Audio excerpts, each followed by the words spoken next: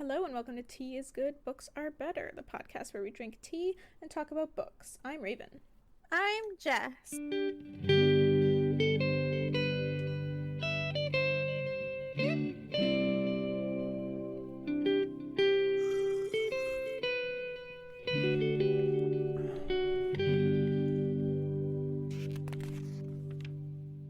I want more face piercings. Whoa. I thought you were done with face piercings. I thought so too. Then I was like, no, I want more. Oh, what do you want? I want to poke them holes. I want to get my other nostril pierced. Oh, weird. I want a vertical lip piercing on my lower lip. Okay, interesting. And then I've been eyeing third eye piercings. What is that? Forehead between your eyebrows. What the fuck is that? I gotta look this up. I do not imagine that looks good. Third eye piercing. Copy link address. Ew. I'm sorry, but I hate that. I posted a picture of a lady with a third eye piercing. What the fuck? I like it. It's cool. Okay. But right now I'm just thinking about the nostril piercing. Yeah, let's save this third eye one for like. Yeah, that third eye's gonna take more thinking. Yeah. But like piercing parlors aren't really doing anything in the mouth nose area with COVID. So I have to wait till COVID's done with. Oh, is that right? Yeah, because I still want the septum piercing, but if they're not doing nose ones right now, then it Yeah. sucks. They're not doing any under the mask piercings. Yeah, so it's like the entire face. No! I mean, I guess they'll do your eyebrow, but My nips. yeah. Jake used to have a eyebrow piercing. Oh. Yeah, back Took in it high out? school. It's like, I'm professional now. He pulls it out. I don't really know why I took it out. I'm sure I've asked him, but I've forgotten. That's how good I listen. I'm a great girlfriend. Awesome. I would ask him now, but I think he's asleep. 7:30. Yeah, 7:30. we've been pretty like lethargic and sleepy today. Aw. Yeah, so Did you work today? No, I'm actually on vacation Oh. starting today, but it's only like a 5-day vacation. Okay. So I'm really only using like 1 day of vacation time because it's like 2 days off this week, and I already worked 5 days, and then 3 days off next week.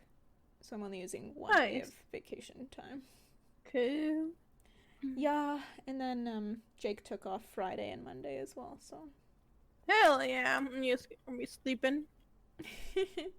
We were wanting to like go on a trip or something, but basically as soon as my time off got approved and his also got approved, that's when the ban, the travel ban. That's when the non-essential travel ban happened, and I was like, fuck. Fuck me. Yeah, like how far do you have to go for it to be considered travel? Another city. Fuck. Yeah, so that's just kind of shitty. Like the current restrictions go until the 7th, and that's like all the time. That's like my whole vacation time. Like the 4th to the 7th is the days off that Jake and I share. 4th and the 7th? The 4th to the 7th of December. Oh. Fucking shitty timing. Like I'll obey it and whatever, but it's just like, man, I wanted to like go on a trip. Yeah. This is like my first time taking an actual vacation from work. And then it's like, oh, you can't do anything. You have to be at home the whole time. You can't even hang out with people. No. When I got my 2 weeks, I was home all day. Yeah. It sucks. Oh well. Maybe it'll only last a year or two. What? COVID. Well, they were saying that we might have an approved vaccine before Christmas. Doubt it. Next Christmas? No, Probably this that. Christmas. Doubt it. But yeah, I'm not getting my hopes up because like anything can happen. But yeah, the restrictions are supposed to go until the 7th. The 7th is like Coming supposed to up. be the last day, but do we really think they're not going to extend it even more? I think they're just trying to be lenient for Christmas. Yeah, I mean, But like, people aren't gonna listen to us anyways. Might as well true. not put the ban. Who's gonna listen? Or else, like, if I get sick, I die for Christmas. I don't know. I feel like Dr. Henry would she would keep the band going through Christmas.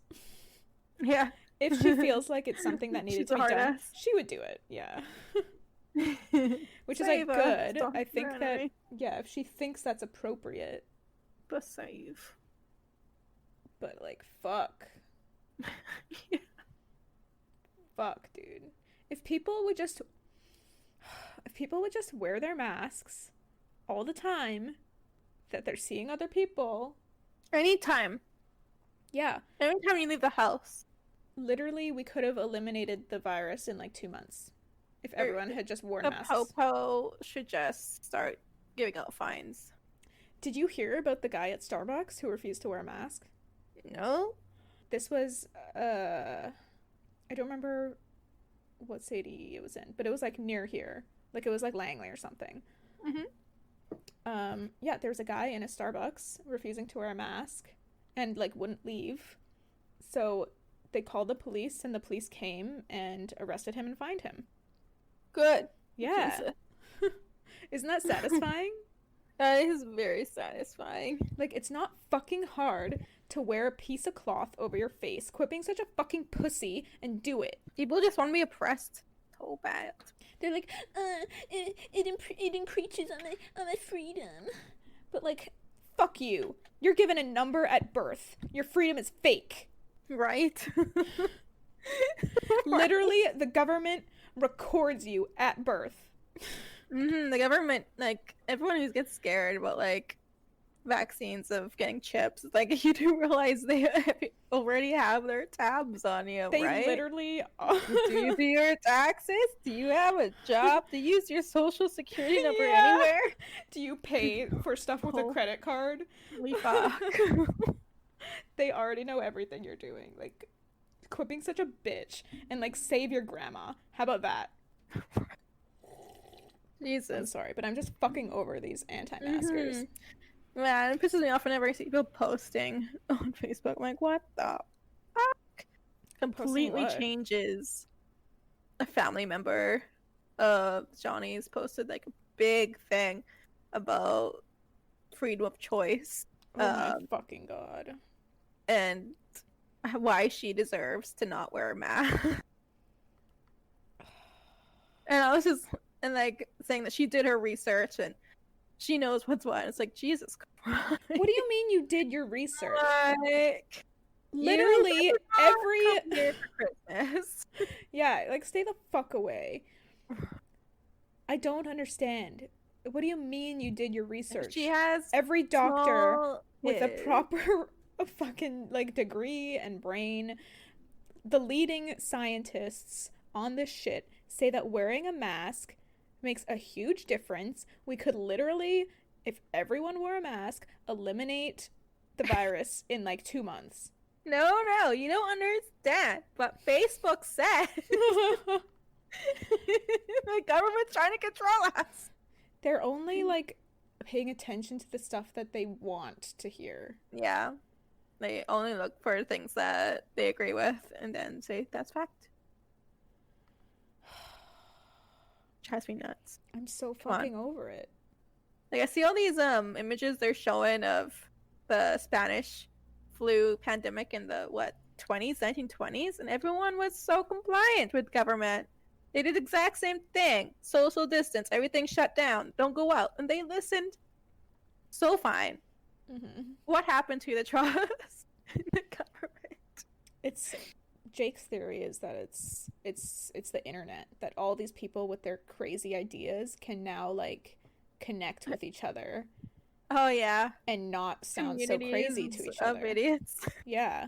So they like now have this place where they can speak their ideas and Share be their opinions supported with by one fact. another. Yeah. And then you And get like people who don't think for themselves and they just see it and they're like, "That's true." yeah. And they get a bunch of followers. Yeah. Because if like the only information you were getting was from Dr. Henry on TV being like, wearing masks is essential and will help us eliminate the virus, if that's the only information you were getting in your brain, a lot more people would listen to it. But now we're getting all these psychos online who are like, oh, this isn't Hmm. real. Masks do nothing, blah, blah, blah. So now they're getting that information fed into their head, that false information. Yeah. And so now they have the choice between what they want to believe. I listened to a Science Rules podcast with Bill Nye, and they had someone on who was discussing flat earthers and why there's so many of them. Mm-hmm.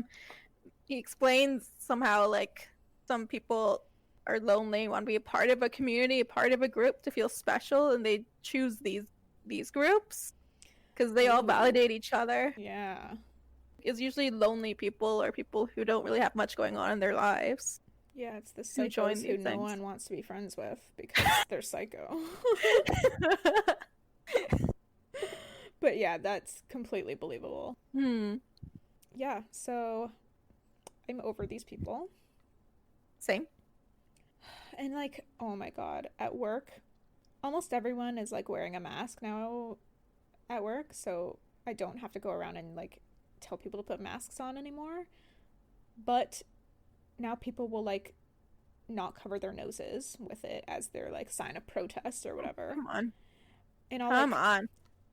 I'll go up to them and be like, "Can you please wear your mask over your nose?" And they'll like roll their eyes at me and like snap it over their nose with like attitude, and then I'll like walk away and then come back and they're like wearing it just over their mouth again.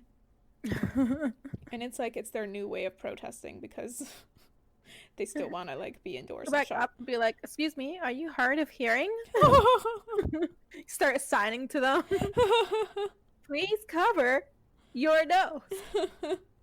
Speak really slowly. I don't want to see Rarely. your disgusting schnoz. Anyway, I could go on and on about how fucking over it I am. I bet. But perhaps we should get into Seraphina unless you have any final thoughts. Let's get into Seraphina's. Okay, let me just grab something. One sec. Okay, I'm back. Good. So, I asked Jake why he took his eyebrow piercing out. So firstly, he got it for an ex who like thought it would be sexy on him. The reason he took it out was for his first day of work at McDonald's. Oh, they don't do that shit? No places allowed it back then. Like no facial piercings, no visible tattoos. Oh. He was in high I thought school. like at least one facial piercing would be fine. I don't think so. Just one. But yeah, that's why he took it out for his first day at McDonald's, and then after his shift, he like tried to put it back in. It wouldn't go back in. It was like sealed up. Yeah. Yeah, they heal up pretty fast. I think he said his like dad tried to cram like a fishing line into it or something. Oh my god. But it just like it got through, but then it was just like dangling. It like wasn't in there properly anymore, so man. So he just took it out. Mm-hmm. So now we can get into Seraphina. Okay. Cool, chapter 35. Wait, what are we drinking today, Jess? Pew, pew, pew, pew, pew, pew, pew. What kind of tea have you been drinking? I'm finishing up the last bit of my tea, the masala black, and then I have a nice glass of raspberry wine waiting for me. Ooh, raspberry wine. Raspberry wine. Yummy. Yeah. I'm drinking the last dregs of my lemon and ginger tea from the last episode. This is like a really big mug, like my Grogu mug. It's like really quite big. Ooh. My bladder's getting very full. You should give me a picture of that. Grogu back. I would send you one right now, but I don't know where my phone is, so apologies. Maybe later. Okay. Okay, where did we leave off our characters, Jess? Lady Karangi. What's Imlan? Yeah. There's a little battle between him and Orma, and then he's killed by Eskar. The end. Yeah, very anticlimactic. Yep. The end of Imlan.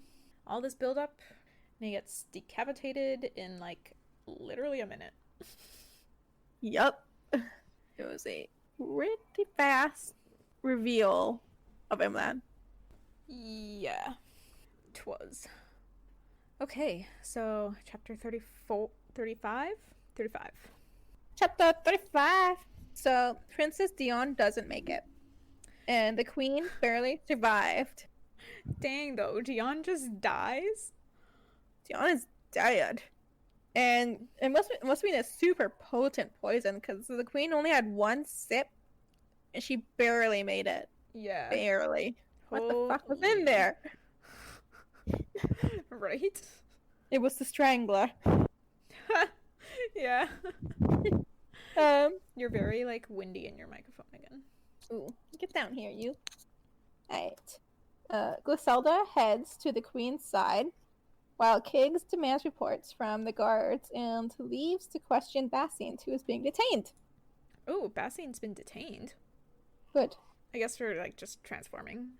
Yeah, they just saw some naked guy walking. Actually, he was in a dress. Yeah, he put on Lady Karangi's clothes. Yeah, because he was like, oh shit, my wiener is out. No, I don't think he gave a shit about his wiener being out. I think he's just cold. He would happily show his wiener to everyone. Yeah. So Lars takes Seraphina to Viridius's rooms so she can sleep in peace. She passes out instantly on his couch and sleeps all day and night. So the next morning, Lars tells her that they've both been summoned to the queen's study, so they head off. Griselda is at her grandmother's desk with Kiggs behind her. There are 8 chairs in a semicircle in front of the desk. 6 of the seats are occupied by Seraphina's dad, Demokra, the Ardmagar, Abdo, the regent of Samsam, Count Pesavolta of Minis, and Ambassador Fulda, who is a Sar. Cool. Tell me about you looking up the regent of Samsam in the glossary. I didn't look up the regent of Samsam, but I just happened to I think I must have dropped the book or something because I opened the page there and I saw the regent of Samsam. Well, like, what is it, a glossary? Did you say? I think it's a glossary, yeah. So it like kind of explains so it who has all the characters are. Each character is in the description, and beside regent of Samsam was regent of Samsam. Who was the regent of Samsam? Why? He's the regent of Samsam. Thanks. Oh, dude. Remember how we were so confused about what a Danite is? We could have just gone to the fucking glossary. It says here a Danite is a homosexual, named for Saint Dan, who was martyred for that particular quality, along with his lover Saint Masha. Oh my god. Fucking hell. Damn. But we did guess gay, right? Yes. Did well, we guess eventually... We didn't guess it. Eventually it became obvious. Lars, the genius behind the clock. Is that in, like, the cast of characters? Yeah. We should go through that after when we're done. Yeah, we should. Okay, cool. So, go on. Where am I? Okay. The regent So of Samsung. Lars and Seraphina sit beside Okra. Griselda explains that she is sitting in for the queen while she's incapacitated. Count Pesavolta thinks that she is too young to step in, but Kominot interrupts about Queen Lavonda, who I just realized is the queen. I was like, who the fuck is that? Realized that's the queen? Because I had no idea who the fuck Queen Lavonda was. I was like, who the hell is that? I think I didn't just realize it, but I think a while ago I saw the glossary and I was like, Queen Lavonda is the queen. I'm like, okay. But So you knew there was a Queen Lavanda, you just didn't know that Queen Lavanda was the queen? I had no idea who Queen Lavanda was. I was like, is this some queen in the past? Who was this? Dang, dude. Didn't we talk about this? How like Queen Lavanda was the one who treated with the dragons and now they live in Lavandaville, which is like named after her, and you were like, wow, that's very narcissistic. Did I say that? Yeah. Now who has the terrible memory? Me. Okay. So Kamina interrupts that Queen Lavanda was only 17 when she treated with him. So he respects Griselda. He's like, pushes Count Prestovolta away and is like, continue, please. Yeah. He's like, shut your damn mouth. Listen to this 15-year-old. Griselda shows them a letter from Tanamut, which I think is from dragons. Yeah, Tanamut is like Dragon Town. Okay. That basically says that the Ardnagar is a traitor, and they demand that he be handed over to them within 3 days. And it's signed Damn. by 10 generals. I wonder who these fuckers are. Imland's posse. Inline's little bitches. Griselda says that after seeing dragons battle, she doesn't want to do anything to piss them off, Fair. and tells Kamanat that he must persuade her not to give him up. Ooh. She asks Ambassador Fulda if dragons will fight for the Ardmagar. Fulda thinks only the younger generation will, who like the peace. Into that shit. Interesting. Seraphina's father mentions that the treaty has forbidden them from interfering in dragon affairs, so they can't fight. They can't really do anything. The humans? Yeah. Mm. So, like, they shouldn't be able to step in and be like, no, the Ardmagar is ours. Right. They have to pass them up. Kominat suggests breaking the treaty, and I think he suggests also changing it a bit. Oh. Does he say how? He doesn't say how.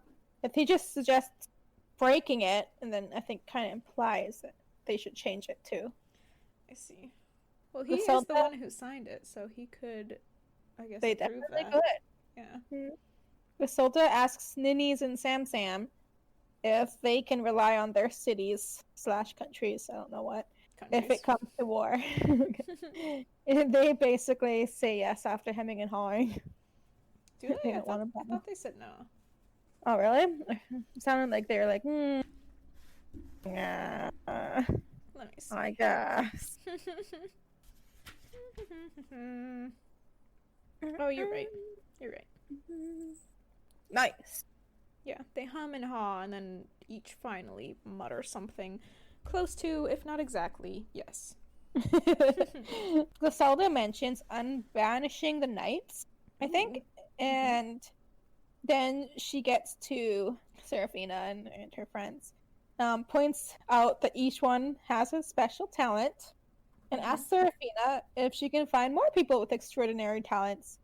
And Seraphina realizes that all of her grotesques in her garden have some sort of thing that they do that symbolizes their talent in real life. Ooh, did you write Like examples? Lars's grotesque was always building things. Okra's grotesque was always picking out weeds before they bloomed. Abdo was always climbing shit. I think one of them, like Pelican Man, was always looking at the sky, so I think maybe she was guessing that he was what do you call them when people who looking glass balls? Look in glass balls like a psychic?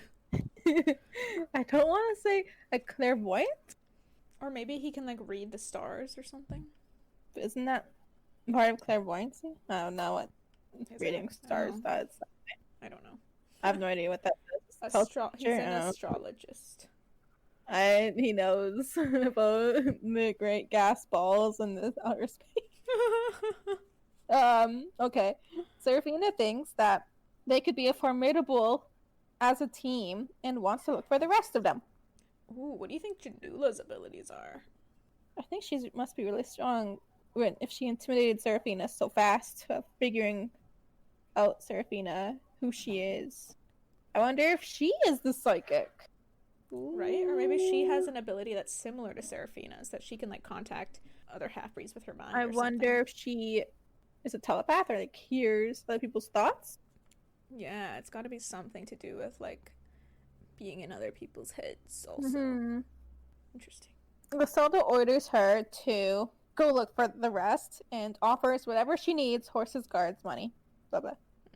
The regent interrupts and it's like, excuse me? Who the fuck are these people? Right.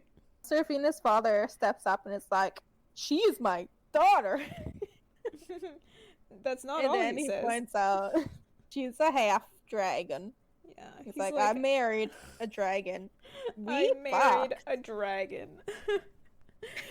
I banged a lizard person. We had a baby. And shows off Seraphina. This is my baby. Isn't she beautiful? My lizard baby. Half lizard, half man. And then he's like, they all are halfsies. The regent and the count are horrified. They're like, Even Seraphina's Oh my shocked God. that her father like I'm admitted shocked that. too that he's like, not my daughter. I'm proud of her. Yeah, that everyone know that he was proud. I'm and loves proud her. of him. It's adorable.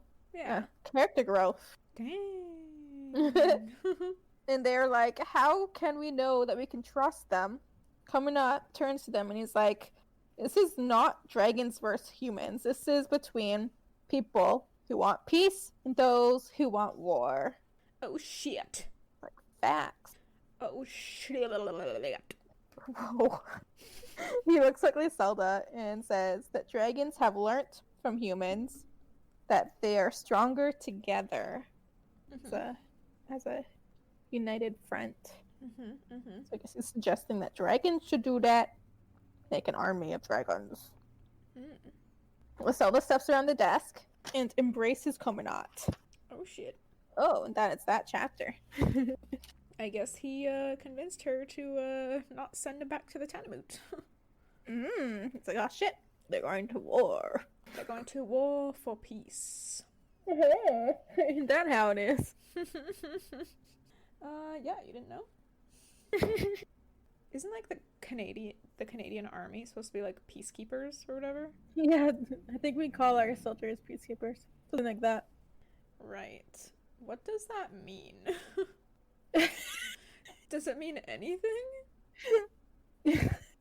Or is it just us trying to convince ourselves that we're not murdering people? Probably. We ain't murderers. Maybe. Why? It probably has more of a meaning. Canadian soldiers called peacekeepers can be members of the armed forces, the popo, or civilian experts. Why does Canada focus on that? I guess maybe Canada started peacekeeping in 1954 to support peace and stability around the world. Okay. Peacekeeping is based on the idea of having a force of impartial troops present in a regional conflict to help reduce tensions and improve the chance of a peaceful settlement, Okay. avoid violence. I thought it might be something like that. Okay. The more you know. Alright. Back to Seraphina. We keep getting distracted. Chapter 36, that's you. Oh, yes. So the meeting adjourns, and the Ninnis and Samsam people leave. Zelda is slightly disappointed that Ninnis and Samsam took the news so poorly about the half-dragons, but Kiggs tells her they would have found out eventually and accused them of duplicity if they hadn't told them about the half-dragons. Fina, meanwhile, can't tell if Kiggs himself is used to the idea. Papa waits out in the corridor. He apologizes for revealing their secret, but says he couldn't live the lie anymore. And when Fina shows concern about the repercussions, he assures her he's been preparing his case for 16 years. Yes, Fina's 16 years old. We knew that, right? I think so. I thought she was 17, but close enough. Komonot joins them and touches Claude, asking what he is and how he could have lured Lynn away from the dragons. Komonot is like, what did she see in you, and why can't I see it? And Papa's clearly very uncomfortable, so he doesn't answer. He just like turns tail and leaves. And Fina feels like she finally understands him. Nice. That's Yeah. cute. Yeah. Komonot tells her Orma is at the infirmary and that he will be pardoning him. Not that the censors will obey an exiled Ardmagar. At midnight, Eskar will be taking Orma away, and Fina may not see him for a very long time. Komonot admits he is starting to understand the hidden complexities of the emotional deviance, and that he was set in his ways, which was a mistake. He takes Fina's hand and places it on his neck as a form of submission, since dragons usually bite the back of the submissive's neck. He tells Fina she is his teacher and he will listen and learn. And remember, a teacher is the highest, most revered position someone can hold in dragon culture. You remember? No, You don't remember this? I don't. Back when like Orma's telling Fina about Lynn, Mm-hmm. he says that Lynn was his teacher.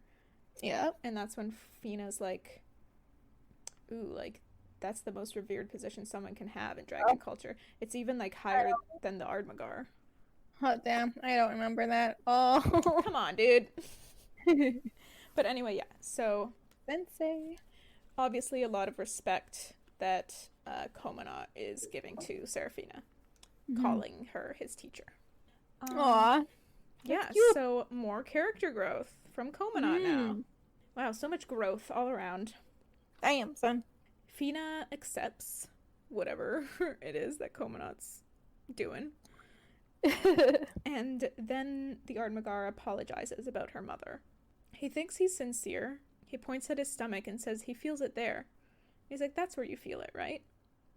And he makes Fina really uncomfortable and, like, I think slightly teary, too. So she runs off to see Orma. Aw. Yeah. In his room, Orma is talking to Eskar. Well, actually, they're touching each other's palms with their fingertips. Like, Ooh. rubbing their fingers on each other. I think they're like, one person's holding up their hand, palm towards the other person, and the other person's like stroking it. Yeah, it's like, damn, that's intimate. Yeah, right? Who freaking does? Like, I'll do it with my partner, but like, that's not something two bros will do. Uh-huh. They stop when Fina comes over, and she feels as if she caught them doing something naughty. I feel the same way too. Mhm. This shit is kinky. Eskar leaves, and Orma tells Fina they were stimulating cortical nerve responses. Nice. Hell Like, yeah, same. you were. Ooh, you stimulate those cortical nerve responses, Orma. Hell yeah, fucking get it, dude. Get it. He's also clearly a little loopy from some kind of painkiller. He looks pretty beat up. Yeah. And he starts going off about how majestic Eskar looks in her rightful shape. He's like, dang, I forgot about how good she looks, dude. She been looking fine up in the sky, biting my dad's head off. Fina doesn't know if they should trust her, but Orma reminds her Eskar had nothing to do with Basind. But they move on and discuss how they won't see each other for a long time, and Orma is sad about it. He says Fina could be middle-aged and married and have 6 children by the time he sees her again. But Fina is fairly positive she cannot have children. Half-beads are sterile. Everyone knows this. Like mules. I wonder if she got proven wrong. Ooh, shit. Are she and Kig's gonna bang, and then she's gonna accidentally get preggo? He's gonna knock her up and be like, oh, I was wrong. Should have used condoms. Yeah, because they had condoms. Hell yeah, from sheepskin. No, sheep stomach. Ew, what the fuck? Isn't that what they used back in the old days? Like sheep. Let me Google. Why didn't they just pull out? Old. Because that doesn't flip and work. What do you mean it doesn't flip and work? Well, in China, in the 15th century, they used oiled silk paper or lamb intestines. That's disgusting. Oh, but they used it to prevent syphilis. Oh, okay, that's fair. Yeah. Yeah, use it if you're gonna, yeah. That was a fucked up STI. Mhm. Don't want that. Yeah. Don't freaking trust bros. Be like, I don't have an STI, and then you get freaking the clap. You get frickin' the clap. Bitch. He lied. Anyway, Not the pee hole. how the fuck did we get on this topic? Anyway, We're still in chapter 36. yeah, where the fuck are we? Orma has a big crush on Eskar. Talking about how mighty and great she looks in dragon form. No, Don't Fina wanna is tap certain that dragon ass. Fina thinks the What? half-breeds are sterile, so she thinks she can't have Oh, okay. children. Yeah. Excuse me. Orma tells her that he saved Abdo. The boy leaped from Imlan's neck to Orma's, and then Orma fell into the river and Abdo danced on his belly. Orma says he felt it emotionally. He was happy, grateful, and sad for his father. Ooh, as a dragon, he had feelings? Yeah, he's feeling a lot as a dragon. Damn. Like, even more than Lynn did, because she didn't feel like love as a dragon, right? No, she remembered the feeling, Yeah. but she didn't feel it. So I think Orma's feeling even more than Lynn. Ooh. He's like super compromised. Yes. Time for that mind wipe. Yeah. And Orma was also sad for Fina. She asks why, and he tells her because the censors had fooled him. He would be excised, and that would upset Seraphina. So he was sad that she would be sad. Hmm. And now he's sad that she will be alone. But Fina says she's not alone. There are others of her kind, and she's going to find them. Yeah. Orma then asks who will kiss Fina and rock her to sleep, which is so cute. But Fina's like, you never did that for me, Orma. Right. She's like, you were more of a father to me than my actual father, but you still never did that shit for me.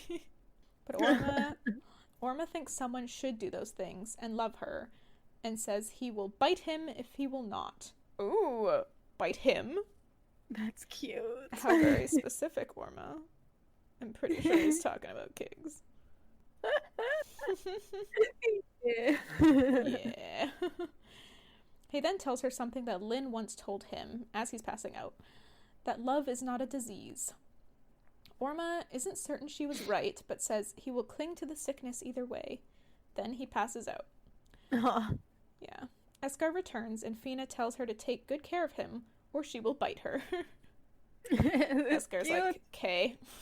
Yeah. Then Fina leaves, thinking that she will try to keep love close to her, and decides that she needs to look for the prince. Oh, shit. So she gonna be looking for Kigs now. She's about to go down. Mm-hmm. This shit gonna get real. Ooh. Ooh.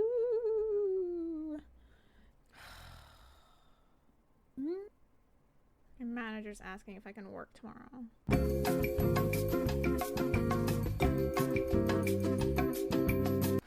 Now I'm in a bad mood. Okay, where are we? Chapter 37. We finished 36? Yep. She decides to go look for Kigs, and that's the end of that chapter.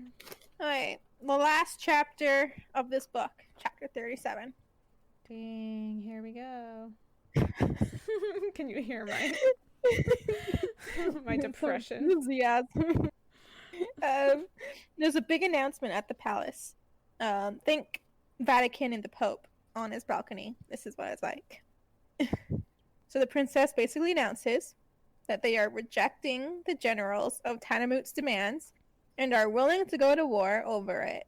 There's a big applause and the crowd disperses.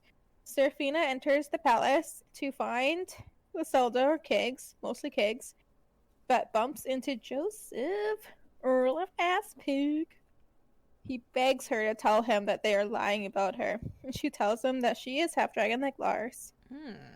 Joseph exclaims in despair that the dragons have infiltrated everywhere and that there are no human-only places left. Oh my god. And he's also having second thoughts about the Sons of Saint Argo because Imlan / Lady Karongi connected him to them. So now it's like, but are they dragon haters? I don't know. Right. And then Joseph finally opens up about Lars. Mm-hmm. He says that his mother was tricked into getting it on with a Tsar. What does that mean? She raped? How was she tricked? Does he use the word tricked? Yeah, he says she was tricked. Probably just because they didn't tell her that they were a Tsar. So she cheated on her husband. Yeah, I think so. His father killed her, Oh his my. mom, when he found out that Lars was half dragon. And he would have killed Lars as well, but Joseph killed him instead. And then he kicked Lars out under threat of death. Damn. They haven't seen each other. Like, I think Lars was 7 years old when this happened. And they haven't seen each other until they bumped into each other a few chapters ago Whoa. in Gorod. Damn. Kind of surprised they even recognized each other. Right? He's gotten so big. Yeah. Joseph decides to go back to Samsam, and he's going to make the regent change his mind about siding with the Ardmagar. Okay.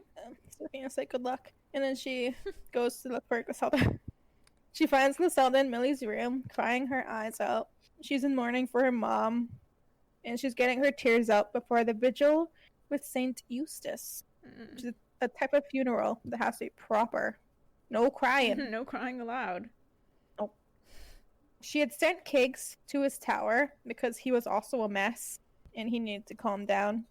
So she asked Seraphina to go and get him. Just what Seraphina wants. Alone time. Ooh, shit. Up in his tower. She tells Seraphina that she thinks no less of her about her dragon heritage, and they embrace, which makes Aw. Seraphina cry a little. Aw. Aw. And then she heads off to find Kiggs, skipping a little bit in her excitement. Seraphina finds Kiggs outside of the tower on the outer walkaway. She approaches and tells him that Griselda sent her, and he's like, please chill with me for a bit. Seraphina tells him that her truth is out, and if he has any questions for her, please ask away. So he's like, tell me everything. Very broad. Okay. So she tells him, I remember being Everything. born. starting from chapter 1. She wrote a whole book. Yep, she reads it all out to him. And then she tells him that she loves him. Whoa. Aww. The Crazy. truth. Damn, living on the edge. Mm-hmm. He tells her that her bravery puts him to shame. And right there I was like, oh, I'm sus about his feelings. Oh. And asks to tell her about his childhood a bit. She's like, yes, please. I'm tired of hearing my own voice. Yeah. So he tells her that when he first moved to Gorod, he was a little shit who lied, stole, and picked fights until the queen summoned Prince Rufus to straighten him out. Rufus had said to him that he's the type who needs a job and to pray to the saints so he can figure it out. He tells her that Rufus brought him to a wedding when he was 9, and Seraphina realizes that it was her father's wedding that she sang at. He tells her that to this day, the memories of her song gives him chills. So she sings it for him again, How old was she? and he joins in a bit. Are they the same age? No. Are they the same age? I think it's a bit older than her. See? I have no idea. Me neither. Huh. It was to her song that he had realized that his job will be to find the truth. And he admits to Seraphina that he'd been second guessing himself with what ifs about the night Theon and the Queen were poisoned. Like, if I had done this instead of that, they would still be alive, that sort of shit. Mm. He says that he struggled his whole life to put thought over feelings and not to be as rash and irresponsible as his mom. So Seraphina, like, sasses him, like, how dare his mom make him or St. Clair choose her to be his messenger of truth when she lied to him this whole time. And Kiggs is, like, holds her hand and is like, St. Clair did not choose wrongly, that he'd always known her essence, her soul, Okay. I don't know. Like, this sounds cheesy. I know it's Yeah. gonna happen. It's getting cheesier and cheesier. Oh, and then he tells her he loves her too. You sound disappointed. Freaking teen book.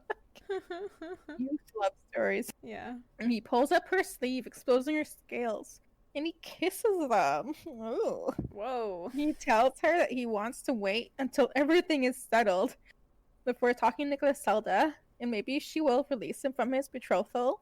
Maybe Mhm. not. He's got to ask. Mm-hmm. And they make out. Oh shit. And she becomes silence and music, a transcendent chord rising towards heaven. Oh man, There's always You- some kind teen of books- odd description like that in man, YA. like they put romance at a whole other level. uh-huh.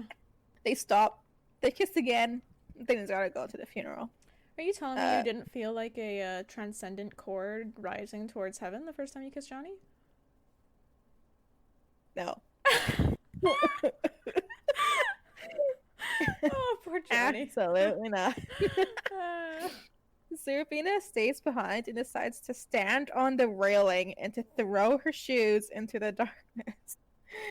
And the book ends with the future would come, full of war and uncertainty, but I would not be facing it alone. I had love and work, friends, and a people. I had a place to stand on this railing. That's the book. So I saw that coming a mile away. The finally confessing each other's love. mm-hmm. But it was corny as fuck. It's always cringe. Yeah, I do like though that she thinks about how easy it would be to like convince him to leave with her, like to run off together, Mm-hmm. but she chooses not to like push that button. Yeah. And I think that's what makes this different from other YA novels. They can't, it's not just because they like can't be together, because they could find ways to be together, but they are honorable enough or She loves good enough to not, they're actually choosing to not be together. Although Seraphina does say like, oh, our time will come, whatever that means. Mm-hmm. I think they both have too much love for Griselda to run away together. He is betrothed. Plus they have like other shit going on, like Seraphina has to go find the other half-breeds, and Yeah, they have jobs to he do. has his own mission. Too important than to their romance comes fifth, I guess. Yeah, there's 8 other things in the way. Yep, that's how counting works. 8 before 5. Yeah. Yeah, you didn't know? Oh no. 1, 2, 3, 4, 7, 8, 6, 7, 8, 5. Fuck. Fucked up. I did fuck up. Fucked up my own damn joke. Okay, well, that's the end of Seraphina. Thoughts? Pretty disappointing climax. But overall, like, the characters were kind of well-rounded and interesting. I like some of the character growth. I guess Seraphina grew a little bit as a character, more confident in herself. More accepting of who she is, what she is. Especially with her newfound friends. She's finding her place. She's recognizing her own value. Yep. Her closest friends aren't as disgusted with her as she thought they would be. So that's good. If I were just reading this on my own, I wouldn't be interested in reading the second one. Oh, okay. But I would do it for the podcast. Yeah, just because of the way it like ended. Yeah. I feel like if we read a book on the podcast that we should complete it. I am curious to know what we would learn about Janula maybe in the Oh yeah, second that's one? the one interest I have is Janula. Yeah. But yeah, I mean, I have to agree that I think the climax is pretty disappointing, and there's like a lot of kind of predictable or like easy moments at the end. There's not a lot at the end that like like, it's a very satisfying conclusion kind of wrapped up in a bow. Like, you could just leave it there and be done. There's not really too much that's like, oh god, I have to read the next one. Mm-hmm. Like, I feel like something should have been left kind of maybe a bit more open-ended. Like, maybe she confesses her love to Kiggs, but we don't actually get to hear him respond. Yeah, or it's like too loyal to Griselda to be like, I like you too, or I love you too. Yeah, like maybe like this is really touching. I'll share my childhood story with you, and then leaves. And then leaves it at that. Yeah. Yeah. Because then that, like, oh shit, gives you like this feeling of slight rejection. What's like how is this gonna develop now? Yeah. Like, is he gonna go tell Griselda? So there's definitely other choices that the author could have made. But again, I have to wonder how much say the publishing company had in the direction of the story. Oh, yeah. Because I feel like, I mean, this is the only work of Rachel Hartman's that I've read. So I'd maybe want to read some of her other stuff and see how it compares. But I feel like she's I don't know, she doesn't feel like this type of writer to me, to like write generic kind of stuff. Like, obviously she's super creative with like the whole dragons maybe thing. She's the kind of person who's really good at writing characters and that sort of stuff, but when it comes to like the climax and the conclusion, not so much. Yeah. Stephen King has that weakness. Oh. I always found the climax the best part of Stephen King books, because otherwise the whole thing is a drag. No, I think he's fine with the climaxes, but I think his resolutions are okay. Are weak. Like, it's kind of a joke. Like in the second It movie, It Chapter 2, he makes a cameo. Bill, the character Bill, like goes into Stephen King's shop, but Stephen King's just like the shop owner, an antique store shop owner. And he's like, "Oh, I read your book," to Bill, because Bill's a writer. And Bill's like, "Oh, what'd you think?" And then Stephen King's like, "I didn't like the ending." So it's kind of like a meta joke about Stephen King's endings being garbage. Shit. Yeah. So we'll do one more Seraphina episode where we will read the audition chapter and then go over some of the discussion questions. And yeah, maybe like we'll look at the Q&A with Rachel Hartman, maybe have a glance through the cast of characters and the glossary, see if there's anything interesting in there. And then after that episode, we will be done with Seraphina. Excuse me. That was disgusting. Thanks for joining us for Seraphina. Join us next time for all the extra content, and then also the announcement of what book we will be reading next. But you can't guess. Thank you so much for listening. If you want more of the podcast, please follow us on Instagram. You can follow the podcast at Tigbab Podcast, or you can follow us separately. My handle is Crimby, Jess's is just.egan24. You can also find us on Facebook. Just search Tigbab Podcast or Tea is Good, Books Are Better, and we should show up there. Also, please subscribe to our good friend Baram Barami on YouTube. He's the one who made our jingle, which you heard at the start of this episode, and he's a really cool guy and makes dope stuff, so check him out. And you can also join our Patreon, patreon.com/teaisgoodbooksArebetter. We have a few different tea-themed tiers with fun rewards, such as behind-the-scenes content, outtakes, and mini-episodes in which we force our brother to watch Game of Thrones, which he hates. So you will be getting something in return for your contribution, and you'd also be helping us improve the podcast with better equipment. But we also just appreciate you listening. And please don't forget to share the podcast with your family and your friends. It is the best way for us to grow. And see you next time. Next time. Next time. Bye.